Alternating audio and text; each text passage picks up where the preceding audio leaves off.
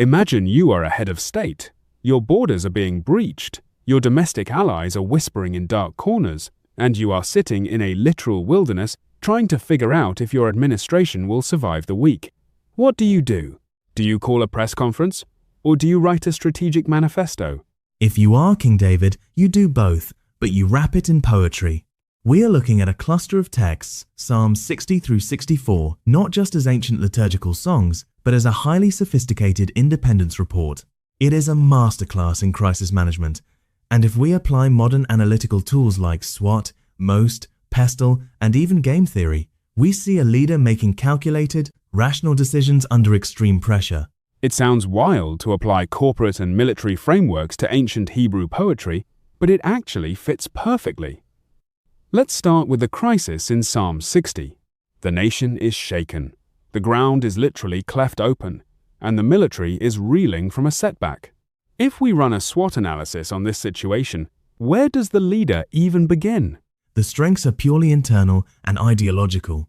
The core strength is a deeply rooted sense of divine covenant, the belief that they have a banner given to them to be displayed for the sake of truth. But the weaknesses are glaring. The military is fractured, morale is low, and there is a sense of divine rejection. The opportunities lie in reclaiming geopolitical dominance over neighboring regions like Moab, Edom, and Philistia, which are mentioned as territories to be subdued. The threats, of course, are immediate invasion and total political collapse. And what is fascinating is how the leader uses game theory to navigate this SWOT matrix. In game theory, you look at players, strategies, and payoffs. The enemies believe they are playing a zero-sum game, where Israel's defeat is their absolute victory. The leader, however, shifts the game. Instead of relying on human alliances, which he calls worthless in the text, he changes the payoff matrix by introducing a third player, the ultimate sovereign. By aligning with this divine player, the leader changes the probability of the outcome, making the enemy's dominant strategy of aggression obsolete. Exactly. He realizes that in a standard geopolitical game, Israel is outmatched, so he changes the rules of the game. This brings us directly to the MOST analysis: mission, objectives, strategy, and tactics. The mission in Psalms 60 and 61 is clear: the preservation and independence of the sovereign state under divine rule. The objective is to secure the borders and stabilize the domestic population. And the strategy? The strategy is psychological and spiritual alignment. In Psalm 61, the leader is physically distant, crying out from the ends of the earth. He seeks a rock that is higher than I. The strategy is to establish a centralized, unshakable source of authority to project power back to the capital. The tactics are very specific: vows, daily performance of duties, and public declarations of trust to boost national morale. It is a communication strategy designed to project stability when everything else is shaking. It is like a corporate restructuring, where the CEO goes on a media tour to assure shareholders that the fundamentals of the company are strong, even if the stock took a temporary hit. But let's look at this through a broader lens. If we apply a PESTLE analysis, political, economic, social, technological, legal, and environmental, to these 5 psalms, what does the external environment look like? Politically, it is highly volatile. You have shifting alliances and internal insurrections. Socially, there is a massive trust deficit. In Psalm 62, the leader describes people as but a breath and a lie, warning against trusting in extortion or stolen goods. This points to economic instability as well, where systemic corruption and wealth redistribution through force are threatening the social fabric. And what about the environmental and technological aspects? The environment is a physical actor here. In Psalm 63, the setting is a dry and weary land where there is no water.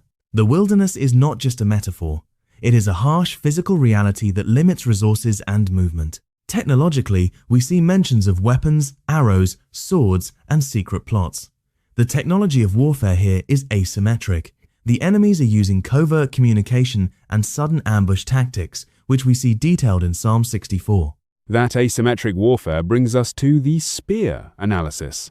If we look at the spiritual, physical, emotional, academic, and relational dimensions of these texts, we get a complete picture of leader resilience. Let's break down the spear framework here. Spiritually, the leader is anchored. Physically, he is exhausted and thirsty in the desert. Emotionally, he is dealing with deep anxiety, feeling like a leaning wall or a tottering fence. Academically or intellectually, he is analyzing the behavior of his enemies, noting how they search out injustices and plot perfect crimes. Relationally, he is isolated, betrayed by those he trusted. That intellectual and relational tension is where game theory shines again. Let's look at Psalm 64. The enemies are plotting in secret, laying snares, and saying, "Who can see them?" This is a classic game of asymmetric information. In game theory, when one player has hidden information, they have a strategic advantage. The conspirators think they are playing in the dark, out of sight of the leader. But the leader's counter-strategy is brilliant. He does not try to search out their secrets through his own spy network. Instead, he relies on the ultimate observer who sees the hidden moves. The payoff changes when God shoots an arrow at the conspirators suddenly. The very trap they set becomes their own undoing. Their own tongues ruin them. In game theory, this is a self-defeating strategy where the player's own moves are used to trigger their loss. It is a Nash equilibrium where the only stable outcome for the conspirators is their own defeat because they miscalculated the variables. They ignored the sovereign factor. We will dive deeper into how this strategic mindset applies to modern crises in just a moment. But first, let's take a quick break to hear from our sponsor. If you are enjoying this deep dive into strategic analysis, historical texts, and systemic thinking, you should check out The New Sentinel. The New Sentinel is a podcast dedicated to providing in-depth discussions and deep dives into a wide array of topics. From the glitz and glamour of pop culture to the strategic intricacies of military operations, they cover it all. Each episode is thoughtfully crafted to offer listeners a comprehensive understanding of the subject matter, featuring expert interviews, detailed analysis, and engaging storytelling. Whether you are a pop culture enthusiast or someone with a keen interest in global security, The New Sentinel has something for everyone. Tune in, view, comment, subscribe, and post an inquiry to stay informed and entertained. Search for The New Sentinel wherever you get your podcasts. Welcome back. Before the break, we were talking about Psalm 64 and how the conspirators' strategy backfires. Let's look closely at Psalm 63, which is often read as a beautiful devotional about thirsting for God.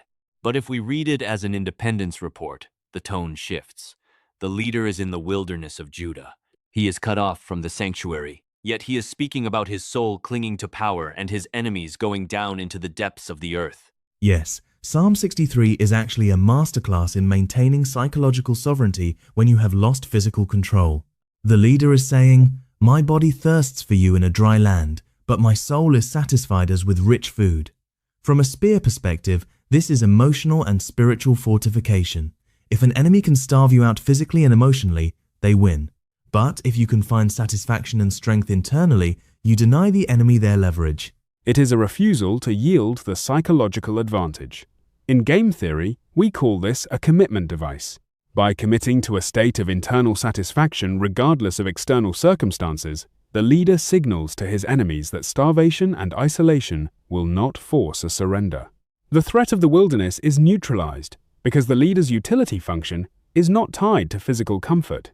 And look at the political consequence of that mindset at the end of Psalm 63.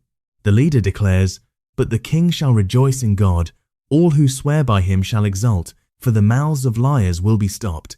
Even in exile, he refers to himself in the third person as the king. He maintains his political identity.